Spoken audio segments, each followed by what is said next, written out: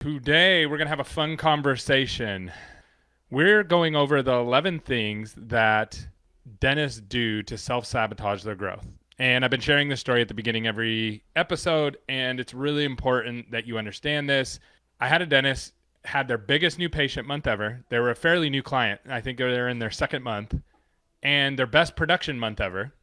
Everything was lining up, everything was starting to work. And they sent us an email with a long list of things that they wanted to change. And most of the things that they wanted to change would have absolutely stopped them in their tracks and prevented them from continuing to grow.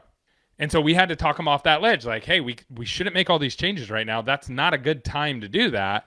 We should double down on the things that are working.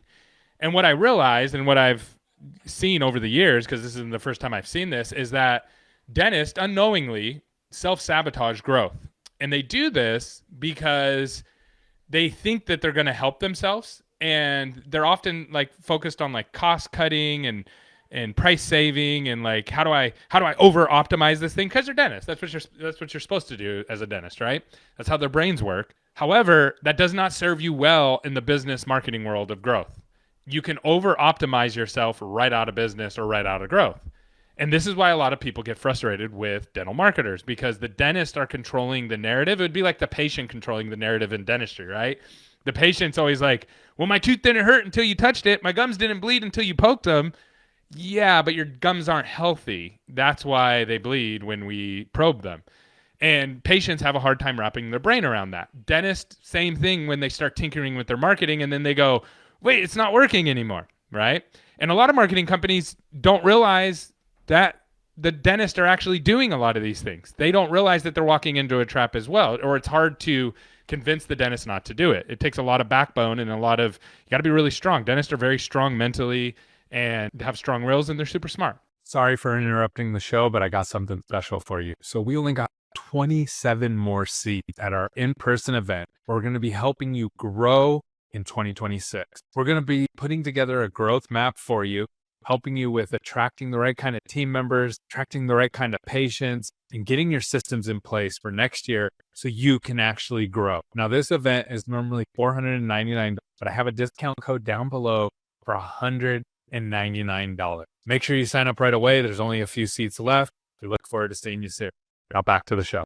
So today we're going to be talking about the next topic, and I believe this is episode number 5. And what we're going to be talking about is Google reviews, responding to Google reviews. Okay. Now, I have a little white paper on this that tells you exactly how to do this. So I'm going to walk you through it. But if you'd like it, just comment down below, wherever you're listening. Okay. So here's what happens. Patient comes in. They're an absolute psycho, like just crazy, right? And they come in and you dismiss them, and then they leave you a scathing Google review. Now, that Google review can really hurt you if you don't deal with it. So the best way to go and deal with it is not with emotion. So dentists are like, I want to sue them, or I want to like just absolutely just rip them to shreds and tell them, you're crazy, blah, blah, blah, blah. That is the wrong way to deal with it. Also, you have HIPAA. You can't go in and defend yourself that way. You can't bring up anything about what happened. You have to deal with it generically, and you have to deal with it in such a way that allows other people to see, number one, how crazy this person is, or number two, how reasonable you are. And the more reasonable you are, the more crazy they look, okay?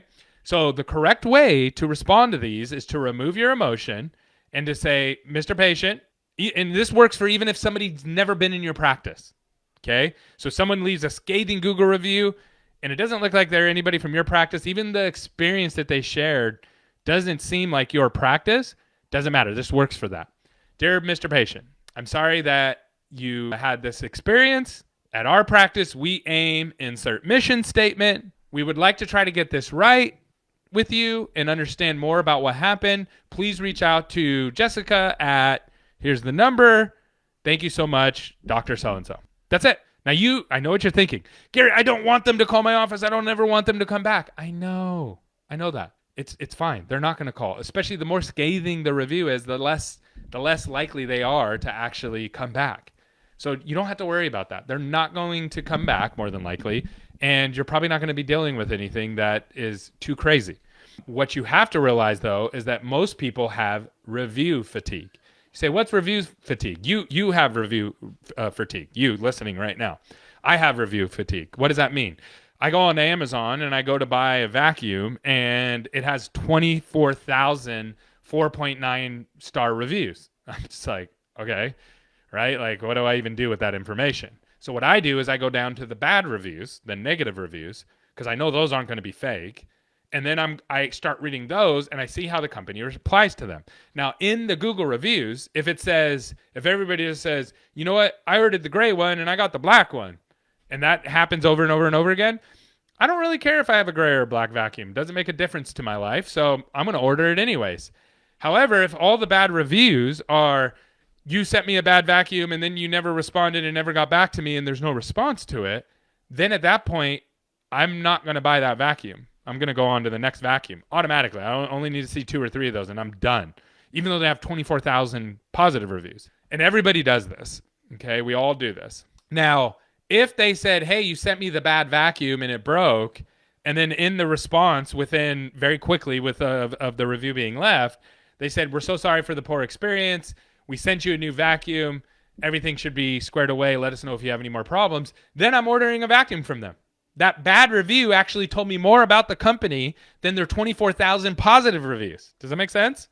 So this is what we have to do. We have to get really good at painting a picture. And I have this all spelled out for you in a document so that way you can look at it, you can use it, you can train your team on it, all that good stuff. And it will make a difference in how you grow. Okay, you do not want to be fighting with people in your Google reviews. You just don't. All right. So hopefully that was valuable today. Thanks for tuning in, and we'll see you mañana.